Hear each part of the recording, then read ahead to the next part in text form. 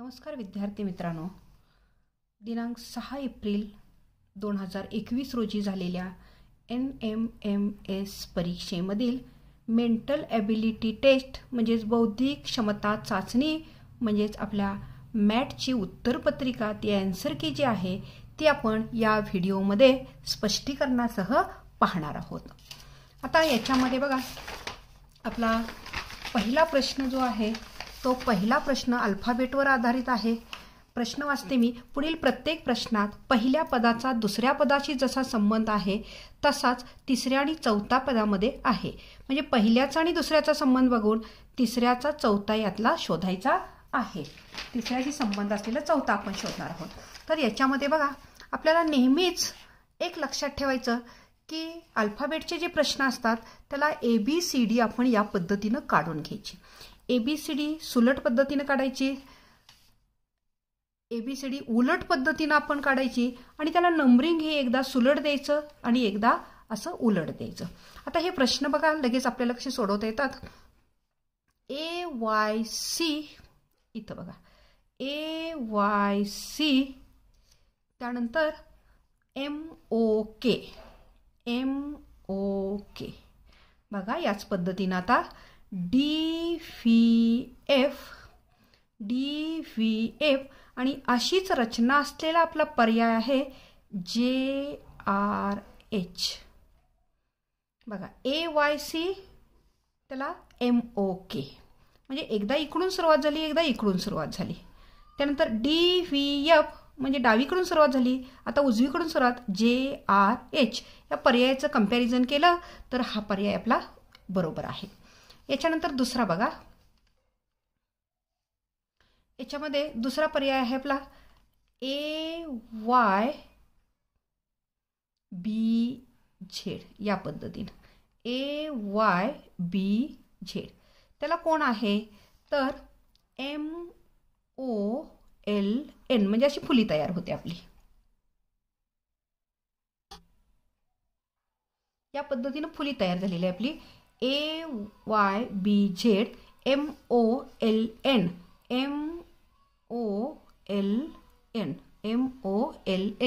आता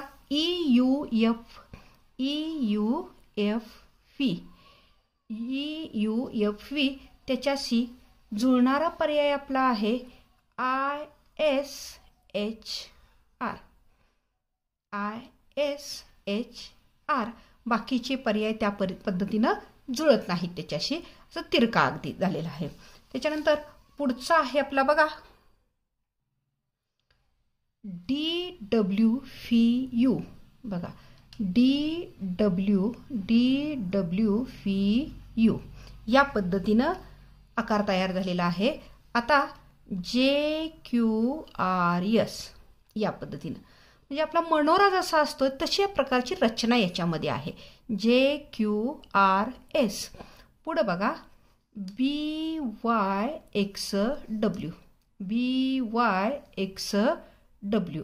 BYXW त्याच्याशी जुळणारा बघा, आता याच्यातला आपण शोधला तर जुळणारा LOPQ म्हणजे याच्या पद्धतीनं अगदी मनोऱ्याची जशी आपण रचना पाहतो तशीच रचना LOPQ म्हणजे पर्याय क्रमांक 3। याच्यातला पर्याय क्रमांक होता 1 आणि हा पर्याय क्रमांक 4 आहे। आता पुढचा प्रश्न जो आहे आकृत्यांचा प्रश्न, आकृती काय दिलेला आहे बघा। प्रश्नचिन्हांच्या जागी येणारे आकृती, त्रिकोण आहेत, 3 बाजू आहेत, 2 टिंबा आहेत। चौकोन 4 बाजू 3 टिंबा, पंचकोन 4 बाजू 5 बाजू 3 टिंबा, 6 बाजू 5 टिंबा आहेत। आता 7 बाजू आणि 6 टिंबा असलेले जे आहे ती इथं 1 2 3 4 5 6 7 बाजू आणि 6 टिंबा, पर्याय क्रमांक 4। पुढची आकृती आहे, 5वा प्रश्न आहे। याच्यामध्ये काय केले बघा, ही जी बाजू आहे ही रचना ती फिरवून डावीकडे घेतलेली आहे आणि एक इथला बाजू ही साईड कमी केलेली आहे। त्याच्यानंतर ही बाजू फिरवून वरती घेतली आहे, दोन्हीकडचे हे असे तिरके असणारे हात कमी झालेले आहेत। त्याच्यानंतर पुन्हा काय केलेलं आहे, ती बाजू फिरवून पुन्हा उजवीकडे घेतलेली आहे, एक इकडच्या बाजूला साईड वाढवलेली आहे. आता फिरवून पुन्हा खाली येणार ती. खाली आलेले हे 3 पर्याय आहेत, पण आता साईड वाढवायची आहे म्हणजे पर्याय क्रमांक 3.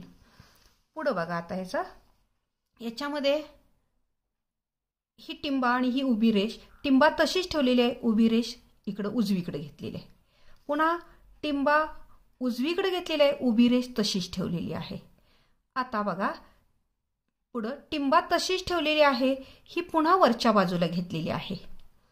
आता ही वरच्या बाजूला तशीच ठेवायची आपण आणि ही टिंब इकडं हलवायचं म्हणजे पर्याय क्रमांक 3. म्हणजे हे जे टिंब आहे ते इथं हलवायचं आणि ही रेष तशीच ठेवायची. पुढच्या उदाहरणात विसंगत पद ओळखायचं आहे. आता या विसंगत पदमध्ये बघा इथं 101 आहे, 416, 208 आणि 327 आहे. आता इथं काय केलेलं आहे बघा, इथं आपल्याला लक्षात येतंय 1 चा घन 1 आहे. त्याच्यानंतर इथं बघा 2 चा घन 8 आहे, 3 चा घन 27 आहे, पण इथं 4 चा वर्ग 16 आहे. म्हणजे पर्याय क्रमांक 2 बाजूला निघतो. पर्याय क्रमांक 2 बाजूला निघतो. इथं आता बघा ह्याचं आपण पूर्णांकयुक्त अपूर्णांकात रूपांतर पूर्णांकयुक्त अपूर्णांकात आहे, फ्रॅक्शनमध्ये रूपांतर, व्यवहारी अपूर्णांकात रूपांतर केलं तर 25 एके 25, 25 आणि 11 36/25. 36 एके 36, 36 आणि 13 49/36. 16 पंचे 80 आणि 3 83/16. आणि इथं जे आहे ते 25 पासा 125 आणि 19 144/25. इथं सगळ्यांचं निरीक्षण केलं तर ह्या सगळ्या वर्गसंख्या आहेत, अंशात आणि छेदात वर्गसंख्या आहे. इथं पण हे फक्त पर्याय वेगळा आहे म्हणजे पर्याय क्रमांक 3 निघतंय. आता याच्यामध्ये बघा ह्या 4ही संख्यांचा विचार केला तर ही वर्गसंख्या आहे आणि ह्या बाकीच्या वर्गसंख्या नाहीत आणि म्हणून हा पर्याय क्रमांक 3 निघतोय. पुढचा प्रश्न आणखीन काय आहे बघा. पुढील प्रश्नात अक्षरांचा विशिष्ट गट दिलेला आहे, त्या गटाशी जुळणारा पर्याय आपल्याला निवडायचा आहे. पुन्हा आपल्याला ABCD लागते. विद्यार्थी मित्रांनो, सुरुवातीला पेपर सुरू होण्यापूर्वी सुरुवातीलाच ABCD उलट सुलट आणि त्याचे क्रमांक उलट आणि सुलट द्यायचे. आपल्याला प्रत्येक जवळजवळ प्रश्नामध्ये हे उपयोगी येते. पुन्हा इथं आपल्याला ह्याची गरज लागणार आहे. बघा आपल्याला काय प्रश्न आहे तर आपल्याला पुढचा जुळणारा पर्याय क्रमांक शोधायचा आहे. इथं बघा पहिलं काय आहे AZ. इथं बघा क्रमांकावरनं पण येते, पहिला 1 शेवटून 1 असा क्रमांक आहे. किंवा सरळ बघा इथं काय आहे AZCX. AZCX. पुढचा बघा BYDW. BYDW म्हणजे मागून आणि पुढून क्रमांक तोच येतोय. तसंच इथं सुद्धा हे अशा मांडणीत फार सोपं पडतं हे. तसंच GTIR. GTIR. पुन्हा JQLO म्हणजे एक मध्ये गाळलेला आहे. इथं पण एक गाळलेला आहे, हे घेतलेलं आहे. इथं एक गाळलेला आहे, हे घेतलेलं आहे. आता ह्या पहिल्या पर्यायात बघा CXFU. इथं 2 गाळली, तसं आपल्या इथं नाही. इथं एकच मध्ये गाळलेला आहे. आणि असा पर्याय आपण पाहिला तर EVGT. EV परत हे एक गाळले आणि हे GT म्हणजे पर्याय क्रमांक 3 उत्तर येतंय. किंवा त्याचा अनुक्रमांक आपण पाहिला, मागून आणि पुढून सारखा अनुक्रमांक येतोय. त्यानंतर पुढचा आहे आपला BDH. पुढचं बघा काय आहे BDH. आता आपण तसं बघितलं BDH. पुढचा आहे BDH. आता ह्याला अनुक्रमांक द्यायला लागतात. B 2 नंबर आहे, B 2 नंबर, D 4 नंबर आणि H 8 नंबर. म्हणजे वे दोन्ही 4, 4 दुनी 8 दुप्पट झालेले आहे. FLX. FL आणि X 24. F6 साई दुनी 12, 12 दुनी 24. E बघा 5. ईचा नंबर किती आहे 5. जे 10 आणि T 20 आहे. 5 दुनी 10, 10 दुनी 20. आता इथं बघितलं आपण C 3 आहे, I 9 आहे. म्हणजे 3 दुनी 6, 6वं अक्षर यायला पाहिजे होतं. C नंतर F यायला पाहिजे होतं, तसं नाहीये. इथं बघा D 4 आहे, H 8वा आहे म्हणजे हे बरोबर आहे आणि P 16वा म्हणजे हे पर्याय येत आहे. पुढचं D किती?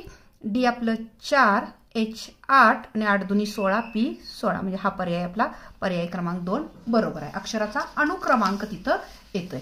आता पुढे सुद्धा बघा, इथं सुद्धा अक्षराचा अनुक्रमांक कसा आहे बघा.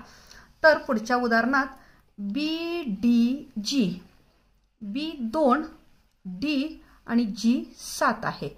म्हणजे काय केले बघा, हे 7 नंबरला आहे, 2, 4 आणि 7 आहे. D नंतर G यायला 2 घरं सोडलेली आहेत त्यांनी, 2 घरं सोडलीत. आता ईचा अनुक्रमांक आहे 5, Jचा आहे 10 आणि पुन्हा 5 घरं सोडली बघा. जे 10 नंतर 1, 2, 3, 4, 5 P आलेला आहे, इथं P आलेला आहे म्हणजे 5 घरं सोडली. आता Hचा क्रमांक आहे 8, Pचा 16 आणि पुन्हा 8 घरं सोडायची. P नंतर 8 घरं, 1, 2, 3, 4, 5, 6, 7, 8 Y आलेला आहे. आता तसा आपण विचार केला तर यातला पर्याय क्रमांक 3 बघा, C किती आहे? 3, F 6 आणि त्याच्यानंतर 3 घरं सोडायची बघा. F नंतर 1, 2, 3 घरलं, 1, 2, 3 घरं सोडायची. J येते 10वं घर म्हणजे ह्याच्यामध्ये परत 3 घरं सोडल्यानंतर पुढं 4थं घर ह्याच्यामध्ये ऍड होते म्हणजे J येते. अशा पद्धतीने इथं ही रचना दिली. पुढचं उदाहरण आहे 13 ते 15 या सूचनेवरून आपण उदाहरणं सोडवणार आहोत. अजय, महेश, रीना, उमा 4 खेळाडू आहेत हे आणि त्यांचे खेळ कुठले कुठले आहेत बघा. महेश व उमा कबड्डी खेळत नाहीत म्हणजे कबड्डी, नंतर फुटबॉल एक आहे आणि खो खो, 3 खेळ इथं आपल्याला माहिती दिलेली आहे. आता महेश आणि उमा कबड्डी खेळत नाहीत बघा. महेश कबड्डी खेळत नाही, उमा पण कबड्डी खेळत नाही. पुढे काय सांगितले दुसऱ्या सूचनेत? दुसरी कंडिशन आपल्याला दिलेली आहे, अजय फुटबॉल व्यतिरिक्त इतर खेळ खेळतो. फुटबॉल व्यतिरिक्त इतर खेळ खेळतो. अजय काय करतो? फुटबॉल व्यतिरिक्त म्हणजे फुटबॉल खेळत नाही तर इतर दोन्ही खेळतो. आता पुढे काय सांगितले आणखी बघा, उमा व रीना खो खो खेळत नाहीत. उमा आणि रीना हे दोघी पण काय करत नाहीत? खो खो खेळत नाहीत. म्हणजे ते इतर खेळ खेळतात की नाही आपल्याला निश्चित असं माहिती नाही. आता एवढ्या माहितीवरून आपण पुढील प्रश्नांची उत्तरे द्यायची आहेत की कोणता खेळ सर्व खेळाडू खेळतात. आता कोणता खेळ बघा, हे 4च्या 4 खेळाडूंचा तुम्ही विचार केला, ह्या 4ही खेळाडूंचा तुम्ही जर विचार केला तर कबड्डी 4ही खेळत नाही म्हणजे खेळतात असं नाही. कबड्डी ही दोघं खेळतच नाहीत. खो खो पण नाहीये, फुटबॉल पण नाहीये बघा. पण आपल्याला बॅडमिंटनविषयी काहीच माहिती दिली नाही म्हणजे निश्चितच याचा अर्थ असा की कोणता खेळ? बॅडमिंटन सर्वजण खेळतात. इथं काय आपल्याला माहिती दिली का? नाही. म्हणजे बॅडमिंटन सर्वजण खेळत असू शकतील. इथं फक्त तर्क आणि अनुमान ह्याचा विचार करायचा आहे आपण. कबड्डी खेळणारे खेळाडू कोणते? आता कबड्डी खेळणारे कोण आहे? आता कबड्डीची माहिती फक्त अजयचीच आपल्याला आहे. मग कबड्डी महेश खेळत नाही म्हणजे पहिला पर्याय नाही. कबड्डी उमा खेळत नाही म्हणजे हे पर्याय नाही, हे पर्याय नाही. राहिला पर्याय कुठला? तर दुसरा पर्याय म्हणजे कबड्डी खेळ करणारे अजय आणि रीना असू शकतील. पुढे तशी माहिती या उदाहरणात आपल्याला पूर्ण दिलेली नाही पण आपण त्याच्यावरनं तर्क करून याची उत्तरं लिहायची आहेत. पुढचं आहे बघा, कोणता खेळाडू फक्त 2 खेळ खेळतो? कोणता खेळाडू 2 खेळ? आपल्याला काय बाकीच्यांची काहीच माहिती नाहीये, फक्त अजयचीच माहिती आहे की अजय 2 खेळ खेळतो, कबड्डी आणि खो खो. माहिती आहे त्याच आपण उत्तर देऊया त्याचंच फक्त की अजयच फक्त कबड्डी आणि खो खो खेळतो एवढी आपल्याला माहिती आहे. बाकीच्याची काही माहिती नाही आपल्याला. हे सुद्धा 2 खेळत असेल नसेल काही माहितीच दिली नाही ना त्यांनी. त्यामुळे आपण तर्क काय करायचा की अजयच फक्त कबड्डी आणि खो खो फक्त 2 खेळ खेळतो. पुढचा 16वा प्रश्न आहे, वेगळा पर्याय शोधा. आता वेगळा पर्याय शोधत असताना इथं बघा हे जे टिंब आहे याच्यामध्ये रचनेत बदल केलेला आहे. बाण वरती आहे, साईडला गेलाय. टिंब हा डावीकडे आहे, इथं आता वरच्या बाजूला आला. आता हे बाण इकडं खाली घेतला आहे, टिंब हा इथं यायला पाहिजे होता हे टिपका, तर तो इकडं आलेला आहे, म्हणजे ऑड फिगर ही 3 आहे. ऑड फिगर कुठली आहे? 3 आहे. आता त्याच्यानंतर यातली पण ऑड फिगर आपल्याला शोधायची आहे. याच्यामध्ये बघा हे गोल जे आहेत 1 2 3 आणि ह्या वाट्या 2 आहेत. इथं गोल 2च आहेत, वाट्या 3 आहेत. गोल 3 आहेत, गोल 3 आहेत, फक्त याच पर्यायामध्ये गोल 2 आहेत, म्हणून पर्याय क्रमांक 2. 18 बघा, हे जे रेष ओढून इथं गोल काढलेला आहे तो बाणाच्या बाजूला नाही आहे. इथं बाण आहे, इथं नाही आहे. इथं फिरवलं आहे, इथं पण बाणाच्या वेगळ्या कोण्यात आहे. इथं मात्र बाणाच्याच कोण्यात इथं गोल पण बसवला इथं, आणि म्हणून हा पर्याय चुकीचा आहे. इथं पण त्याच पद्धतीनं वेगळ्या म्हणजे बाण इथं आहे तर या कोपऱ्यामध्ये हे गोल बसवलेला आहे. आता याच्यानंतरचा हा पुढचा वेगळा विसंगत पद ओळखायचा 19वा प्रश्न आहे. THRYDW. आता हे अल्फाबेटवर अवलंबून आहे, आणि मग बघा इथं अल्फाबेट आपण घेतलेला आहे. इथं बघा THR आपल्याला कुठले कुठले पर्याय आहेत बघा. हां, इथं दिसत आहेत पर्याय. आता अल्फाबेट प्रमाणे तुम्ही बघितलं तर THR असा इथं कोण तयार झालेला आहे. त्याच्यानंतर YDW. आता YDW इथं आहे, हे पहा YDW. ॲक्च्युली YCW असं पाहिजे होतं, तर हे YDW असं झालेलं आहे. इथला हा कोण वेगळ्या प्रकारचा आलेला आहे, हा कोण वेगळ्या प्रकारचा आलेला आहे. पुढचं काय आहे बघा, QKO. QKO बघा, QKO हाही कोण याच्यासारखा चाललेला आहे, याच्यासारखाच. पुढं FT. आता FT, आता टी वरती आलेला आहे, इथं अँगल न दिसा इथं दिसेल बघा व्यवस्थित.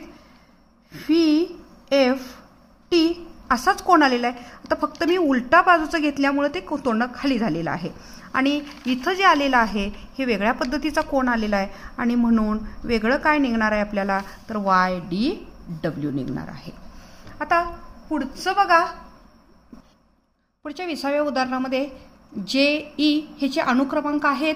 जेचा अनुक्रमांक 10 आहे आणि ईचा 5 आहे, 5 दुनी 10. Fचा अनुक्रमांक 6 आहे, Cचा 3 आहे, 3 दुनी 6. G 7 आहे आणि N 14 आहे, 7 दुनी 14. इथं फी 22 आहे आणि L 12 आहे, 12 दुनी 24 पाहिजे होतं, म्हणजे हे पर्याय आपला चुकीचा आहे. विसंगत घटक तो आहे. आता याच्यानंतर बघा P4 म्हणजेच P अनुक्रमांक 16 आहे. Pचा अनुक्रमांक हा 16 आहे, वर्गमूळ 4 आहे. Fचा अनुक्रमांक 6 आहे, आता त्याचं काही वर्गमूळ नाही, हाच ऑड मॅन येतोय. इथं बघा Dचा 4 आहे, त्याचं वर्गमूळ आहे. इथं Yचा 25 आहे अनुक्रमांक, त्याचं वर्गमूळ 5 आहे, म्हणजे ऑड आपल्याला हे येते. याच्यानंतर पुढचा बघा, जर एका सांकेतिक भाषेत स्पॉट 210, SPOT 210 आहे, BEAT 84 आहे, तर प्ले कसं लिहाल, PLAY कसं लिहाल, तर इथं सुद्धा अनुक्रमांक आहेत हे, आणि ह्या अनुक्रमांक Sचा 19, Pचा 16, Oचा 15, Tचा 20 या सगळ्यांची बेरीज केली तर 70 येत आहे, आणि 70 त्रिक 210. इथं पण या अनुक्रमांकाची 2, 5, 1 आणि 20 या अनुक्रमांकाची बेरीज केली 28 येते. 28 त्रिक 84. त्याच पद्धतीनं ह्या अनुक्रमांकाची बेरीज केली की 54 येत आहे, आणि 54 गुणिले 3 केलं की 162 आपल्याला मिळतंय. 23वा प्रश्न आहे, एका सांकेतिक भाषेत जर ईस्ट बरोबर 9 तर नॉर्थ बरोबर किती.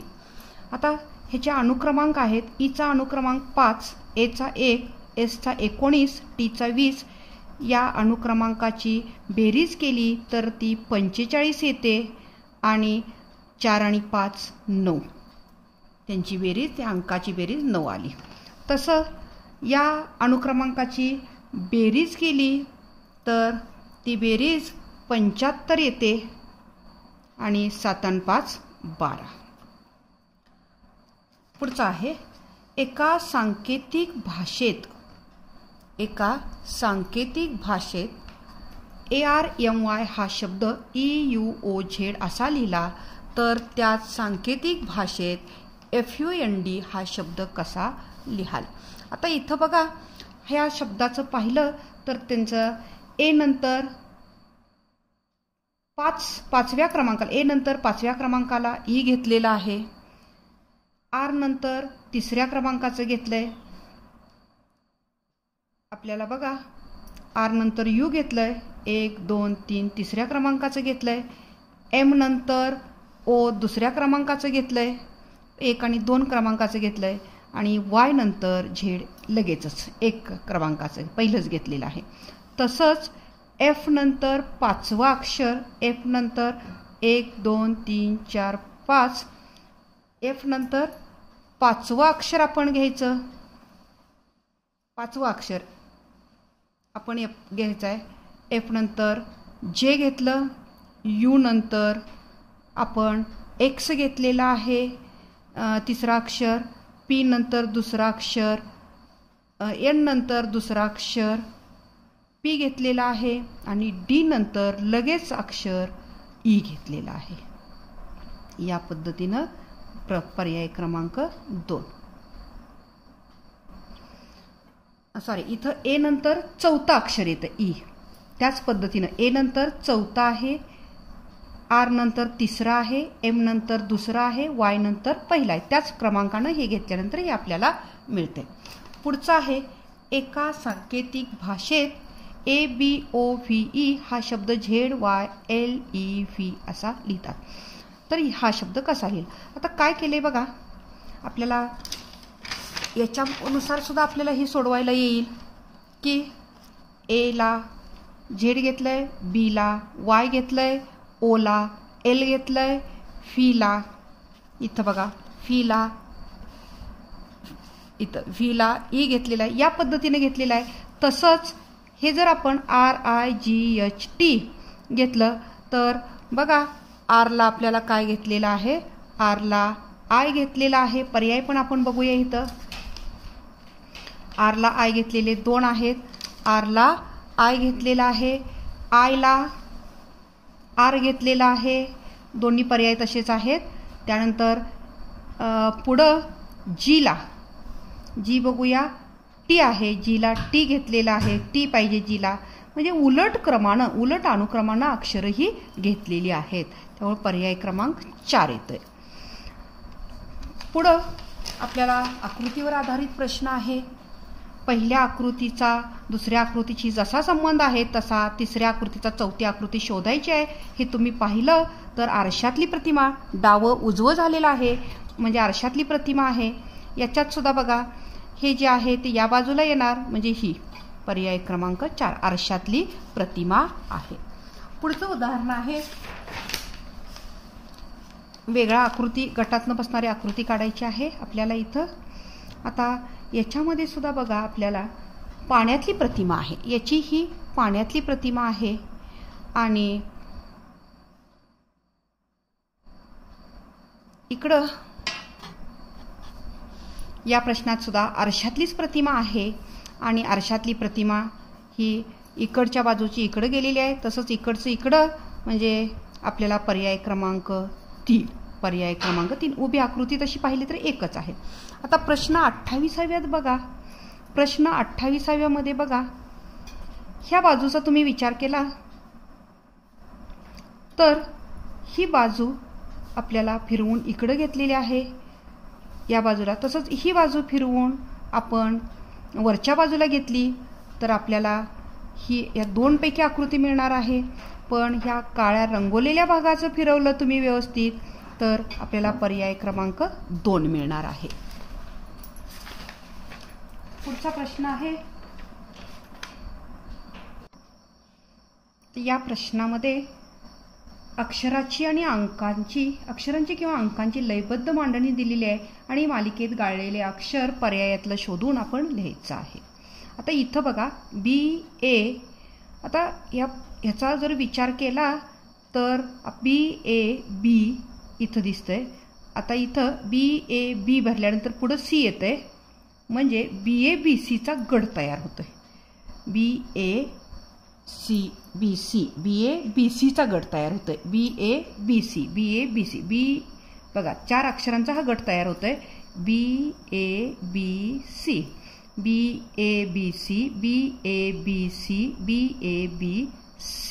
म्हणजे पर्याय क्रमांक 4 येते. आता याच्यामध्ये बघा आपल्याला पुढं दुसऱ्या ह्याच्यामध्ये अक्षरही घातल्यानंतर अक्षर आपण पर्याय घालून बघायचं कसा. आता इथं दिसतंय आपल्याला, तर इथं हा गट काय होतंय बघा, BAAB हा एक गट तयार होतोय. BAAB ह्या गटाप्रमाणे आपण हे बसवत अक्षर गेलं तर पर्याय क्रमांक 3 येतोय. आता इथं बघा, आता अंकांची मांडणी आहे, अंकांची लयबद्ध मांडणी आहे. इथं 1 नंतर 0 आहे, इथं 1 0 मांडला आपण. 1 0 1 1 0 1 1, परत इथं बघा 2 0 1, आता पुन्हा 1 0 1, पुन्हा 2 0 1, पुन्हा 1 0 1, पुन्हा 2 0, म्हणजे पर्याय क्रमांक 2 येतोय आपल्याला. म्हणजे एकदा 1 0 आहे, पुन्हा 2 0 आहेत, 1 0 1 2 0 आहेत, या पद्धतीनं आपल्याला आहे. पुढचा प्रश्न आहे आपला की आपल्याला स्तंभ 1 मध्ये आणि स्तंभ 2 मध्ये सांकेतिक अंक दिलेले आहेत. आता हे अंक आणि त्यांचे अक्षराचे क्रम काही सारखे नाहीत, म्हणजे R ला 4 आहे असं नाही, U ला 5 आहे असं नाही. तर आपण हे यातनं शोधायचं आहे. आता हे शोधत असताना बघा R कुठं आहे, R बघा पहिल्यात इथं आहे R, इथं आहे R आणि इथं पण आहे. मग ह्या तिन्हीमध्ये कॉमन काय दिसतंय आपल्याला, तर आता 4 ह्या दोन्हीतच दिसतंय, 8 कॉमन दिसतंय बघा, 8 म्हणजे R ला 8. आता इथं A इथं पण आहे, म्हणजे 2 A आहेत, इथं 2 1 आहेत, इथं पण A 1 आहे, म्हणजे A ला 1. आता याच्यानंतर आपल्याला असं तुम्ही कॅन्सल केलं तरी अंक चालतात, आपले निघालेले अंक चालतात. 8 निघालं, 1 निघालं, राहिलं काय 4, म्हणजे आपण R ला काढलेला आहे, A ला काढलेला आहे, तर E ला 4 आलं. म्हणजे या पद्धतीनं आपण अंक अक्षरासाठी अंक काढायचे. आता हे अंक काढले आपण की आपल्याला ह्या अंकावरनं बघा, अंकावरनं आपल्याला प्रश्नांची उत्तरं द्यायची आहेत. अल्ट्रा ULTRA, आता U साठी 5 आहे, 5 लिहिते मी. परत L साठी 6 आहे, T साठी 2 आहे, R साठी 8 आहे, A साठी 1 आहे. आता हे बघूया हे अंक असलेला कुठं आहे का, आहे, हे दिलेलं आहे 56,281. आता हे क्रमानं दिले, कधी कधी आपल्याला क्रमसुद्धा बदलला जातोय. त्याच पद्धतीनं बघा आपल्याला ह्याचा पर्याय हा येतोय 56,281. आता ह्याचा अंक आपण हे जे या पद्धतीनं आपण जर हे अंक काढले यातले शोधून असे खाट मारून जरी एक अक्षर कॅन्सल करून काढलं, कॉमन दोन्हीत कुठं आहे, तिन्हीत कुठं सारखं आहे, ह्याच्यानुसार हे अंक मिळवायचे, त्या अक्षराशी रिलेटेड अंक मिळवायचे. आणि मग या पद्धतीनं 3 येतंय, यासाठी 4था पर्याय येतोय. हे सोपे असतात, ह्याचे मार्क्स मिळतातच. पुढचा प्रश्न आहे 1974चा स्वातंत्र्य दिन हा भारताचा कितवा स्वातंत्र्य दिन होता. 1974चा स्वातंत्र्य दिन कितवा होता. 1947चा पहिला बघा, 47चा पहिला, 57चा 47चा पहिला, 57चा 11वा, 67चा 21वा असणार. आपल्याला 74 सालचा काढायचा आहे. 67, 68, 69, 70, 71, 72, 73 आणि हा 74चा आपल्याला काढायचा आहे. बघा 21वा, 22, 23, 24, 25, 26, 27 आणि 28. 74 सालचा हा स्वातंत्र्य दिन कितवा होता, 28वा होता. पुढचा प्रश्न आहे प्रश्न आकृती ही उत्तर आकृतीच्या पर्यायापैकी कुठं दडलेली आकृती आहे त्याचा पर्याय शोधायचा. ही जी प्रश्न आकृती आहे ही याच्यामध्ये कुठं दडलेली आहे हे आपल्याला शोधायचं आहे. तर बघा आपल्याला सरळच दिसतंय ही आकृती याच्यामध्ये दिसते आहे. इथं पर्याय क्रमांक 1 आहे याचा. पुढचा प्रश्न आहे 37वा. पुढील प्रश्नात क्रमाने कोणती संख्या येईल ते दिलेल्या पर्यायातून निवडा. आता आपल्याला बघा म्हणजे कुठला नंबर येणार आहे पुढं.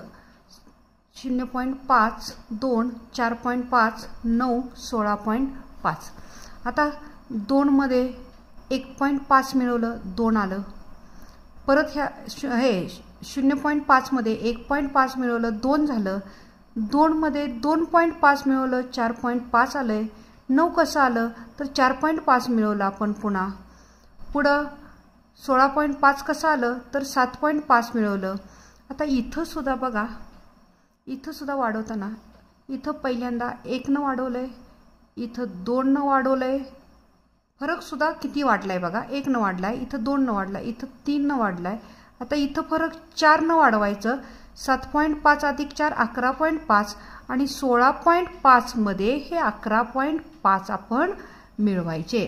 म्हणजे बघा 16.5 अधिक 11.5. 5 आणि 5 10 चाला 1 6 आणि 2 8 28 झाले. 28 पर्याय क्रमांक 4. आता याच्यामध्ये बघा पुढं आपल्याला पुढचं उदाहरण आहे. क्रमाने येणारी पुढची संख्या शोधायची आहे. 13 17 25 32 37 47 58 आणि प्रश्नचिन्ह आहे. तर याच्यात काय केलंय बघा अंकांची बेरीज मिळवत गेलोय. 3 आणि 1 4 13 अधिक 4 17. 7 आणि 1 8 17 अधिक 8 25. 5 आणि 2 हे 7 आले. कसं काय केलंय इथं 3 आणि 1 4 13 अधिक 4 17. 7 आणि 1 8 17 अधिक 8 25. 5 आणि 2 7 25 अधिक 7 32. तसं वाढवत गेल्यानंतर 7 आणि 4 11 47 मध्ये 11 मिळवलं 58 आले. 8 आणि 5 13 आपण 58 मध्ये 13 मिळूया.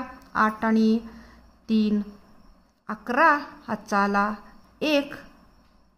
5 आणि 2 7 म्हणजे 71 मिळालं. पुढचा आहे 28 33 31 36. इथं अतिशय सोपं आहे बघा. आता इथं पहिल्यांदा वाढली पुन्हा कमी झाली म्हणजे अशा वेळी एकाड एकाड संख्येचा संबंध असतो. 28 आणि 31 3. 28 3 मिळवल्यावर 31 आले. 33 3 मिळवल्यावर 36 आले. 36 3 मिळवल्यावर 39 आले. तर 31 मध्ये 3 मिळवायचे म्हणजे 34 येणार. आता याच्यानंतर पुढचा प्रश्न आहे की 40वा प्रश्न आहे. कार आणि सायकल यांची संख्या 8 आहे. त्यांच्या चाकांची संख्या 30 आहे. आता कारची चाकं 4 असतात, सायकलला चाकं 2 असतात आणि एकूण संख्या त्यांची चाकांची 30 आहे. आता आपण हे प्रश्न सोडवत असताना पर्यायखंड सोडवायचं. 2 चलातील रेषीय समीकरणे 10वीला 9वीला आहे त्या पद्धतीनेही सोडवता येतं. पण हे अतिशय सोप्या पद्धतीनं आपण पर्यायखंड जायचं. आता हा पर्याय जर आपण निवडला तर कार आहेत. पहिल्यांदा कार आहेत आणि नंतर सायकल आहेत. 6 चौक किती झाले 24. 6 कार आहेत म्हणजे 24 चाकं झाली. 2 सायकली आहेत म्हणजे बेदोनी 4. 24 आणि 4 28 झालं. हे काही बसत नाही. आता कार 7 आहेत. 7 चौक 28. सायकली 1 आहे म्हणजे अधिक 2 28 आणि 2 30 म्हणजे हा पर्याय आपल्याला लागू झाला. हेच असं बसत नाही. 5 चौक 20 आणि 3 दुनी 6 म्हणजे ह्याची 4 चाकं आणि ह्याची 2 चाकं 3 दुनी 6 नाही बसत. इथं पण त्याच पद्धतीनं होतंय आणि म्हणून 7 आणि 1 येणार. आता कार आणि सायकल यांच्या संख्येचा गुणाकार किती. 7 कार आणि 1 सायकल 7 एके 7 गुणाकार किती आला 7. पुढचा प्रश्न आहे 1 ते 6 अंक पुन्हा पुन्हा क्रमाने लिहिल्यास 14व्या क्रमांकावर कोणता अंक येईल. आता 1 ते 6 अंक आपण क्रमाने पुन्हा पुन्हा लिहिल्यानंतर बघा 1 ते 6 लिहिले पुन्हा 1 ते 6 म्हणजे हे 7व्या क्रमांकावर 6 झाल्यानंतर 7व्या क्रमांकावर 1 येणार. पुन्हा 1 ते 6 लिहिल्यानंतर 12व्या क्रमांकावर 6 असणार, 13व्या क्रमांकावर पुन्हा 1 असणार आणि 14व्या क्रमांकावर 2 असणार. म्हणजे 12 क्रमांकापर्यंत ते 6 संपणार, 13व्या क्रमांकाला 1 येणार आणि 14व्या क्रमांकाला 2, पर्याय क्रमांक दर. किंवा सरळ सोपं मांडत जायचं आपण. 1 2 3 4 5 6, परत 1 2 3 4 5 6, पुन्हा 1 2 3 4 5 6 आणि 14वा क्रमांक मोजायचा सुरुवातीपासून. सीता ही गीतापेक्षा 8 दिवसांनी लहान आहे. सीता गीतापेक्षा 8 दिवसांनी लहान आहे. सीताचा जन्म 7 मार्च झालेला आहे. सीताचा जन्म झालेला आहे. मग गीता हिच्या आधी 8 दिवस जन्मलेली असणार आहे. पण आता इथं काय झाले, आधी 8 दिवस जन्मलेले असणार आहे. मग इथं 2000 साल आहे, लीप वर्ष आहे, फेब्रुवारीचे 29 दिवस असणार आहेत. फेब्रुवारीचे 29 दिवस असणार आहेत. आणि मग बघा आपण सोप्या पद्धतीनं जर हे मांडलं, 7 6 5 4 3 2 1 29 28, किती दिवसांनी? 8 दिवसांनी लहान आहे. 1 2 3 4 5 6 7 8, म्हणजे ती 28 तारखेला जन्मलेली आहे. 28 फेब्रुवारीला ती जन्मलेली आहे. 28 फेब्रुवारीला, कारण सीता ही गीतापेक्षा लहान आहे. आणि मग सीता 7 तारखेला जन्मल्या म्हणजे गीता ही मोठी तिच्या आधी जन्मलेली असणार आहे 8 दिवस. त्याच्यानंतर पुढचा हा प्रश्न आहे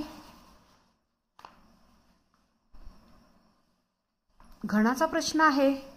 घन आहे, प्रत्येक बाजू 4 एकक असलेल्या घनाकृती ठोकळा समोरासमोरील पृष्ठावर समान रंग येईल असे रंगवलेले आहेत. लाल निळ्या पिवळ्या रंगाने रंगवला. तर एकक मापाच्या घनाकृती ठोकळा कापला. आकृतीचे निरीक्षण करून पुढील प्रश्नांची उत्तर द्या. म्हणजे हा ठोकळा रंगवलाय. रंगवताना कसं केले बघा, ही लाल आहे म्हणजे ह्याच्या खालचा पण लाल येणार, हा निळा आहे म्हणजे ह्याच्या पुढचा निळा येणार, आणि हा पिवळा आहे, एक ठोकळा पिवळा आहे म्हणजे त्याच्या पुढचा ह्या बाजूचा ठोकळा सुद्धा पिवळा येणार आहे. आता प्रश्न काय आहेत बघा, किती घणांचे किमान एक पृष्ठ रंगीत असेल? अशी किती घण असतील की एक पृष्ठ रंगवणार आहे? आता हे बघितलं आपण, हे कोपरा तर 3 पृष्ठ असतात. हे पृष्ठ पाहिलं तर 2 पृष्ठ रंगवलेले असतात. मग एक पृष्ठ रंगवलेलं म्हणजे 1 2 3 4, एका पृष्ठभागावर 4 असतात असले ठोकळे की एकच पृष्ठ रंगवलेलं. इकडं 4, अशी 6 पृष्ठ आहेत, 6 चोक 24, म्हणजे एक पृष्ठ रंगवलेले. आता इथं हे हे हे हे जे आहेत एकच पृष्ठ त्याचं रंगवलेलं आहे. हे 4 जे आहेत एक पृष्ठ रंगवलेलं आहे. किंवा हे विचार केला तर ही 4 जे आहेत एकच पृष्ठ रंगवलेले आहेत. असे 6 पृष्ठावरती 4 4 4 4 सक्क 24. आता दोन्ही पृष्ठावर समान रंग असणारे घन किती? दोन्ही पृष्ठावर म्हणजे इथं आणि इथं हा सारखाच कलर पाहिजे, लालच कलर पाहिजे, किंवा इथं आणि इथं पिवळाच कलर पाहिजे, इथं आणि इथं निळाच कलर पाहिजे, असं एकही पृष्ठ असणार नाही. कारण इथं लाल असेल तर इथं पिवळा असणार आहे, इथं लाल असेल तर इथं निळा असणार आहे, आणि दोन्ही पृष्ठावर समान रंग येणारा घन एकही नसणार आहे, म्हणून 0 असणार आहे. पुढं, घनाची जास्तीत जास्त किती पृष्ठे रंगीत असतील? घनाची जास्तीत जास्त किती पृष्ठे, म्हणजे एक घन आपण बाजूला काढला, समजा हा घन मी बाजूला काढला तर ह्याची किती पृष्ठ रंगवलेली असतील? तर बघा, हा घन मी कोपऱ्यातला बाजूला काढला तर ह्याची किती पृष्ठ रंगवलेली असतील? तर 3, 1 2 आणि 3 पृष्ठ रंगवलेले असतील. ह्याची 1 आणि 2 रंगवलेले असेल. हितला विचारात घेतला तर एकच पृष्ठ रंगवलेलं असेल. म्हणजे जास्तीत जास्त किती पृष्ठ त्याची रंगवलेली असतील? तर 3 पृष्ठ रंगवलेली असतील. आता पुढचा प्रश्न आहे, 1 मीटर अंतरावर याप्रमाणे पटांगणाच्या कडेने 25 विद्यार्थी उभे केले. मग ते आता पटांगण कुठल्याही पद्धतीचं गोल जरी घेतलं किंवा असं चौकोनाकृती जरी घेतलं तरी सुद्धा 25 ह्याच्या कडेने 25 विद्यार्थी उभे करायचे आहेत. पटांगणाची परिमिती किती असेल? आता किती एकक असेल असं सांगितलेलं आहे आपल्याला. मग हे काढत असताना 25 विद्यार्थी उभे आहेत म्हणजे त्यातलं अंतर जे आहे प्रत्येकातलं 1 मीटर प्रमाणे अंतर ही 24 असणार आहेत. आणि म्हणून परिमिती किती 24. परिमिती त्याची 24 असणार आहे.